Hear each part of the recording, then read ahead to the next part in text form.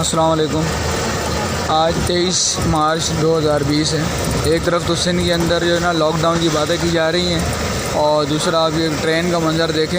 ये Khyber mail express है जो कराची से पेशावर जा रही है। इसके अंदर बंदे के ऊपर बंदा चढ़ा हुआ है और गैप की बात की जा रही है कि बंदों के अंदर गैप रखा जाए, लेकिन यहाँ तो इतना ज़्यादा रश है, इतना ज़्यादा लोग फंसे हुए हैं कि पाँव रखने की जगह नहीं है। लेडीज़ वगैरह को वॉशरूम तक जाने का भी टाइम का मौका नहीं मिल पा रहा। बाथरूम के अंदर तक लोग बैठे हुए हैं। तो ये कोरोना से किस तरीके से निपटा जाएगा, ये आप देखें।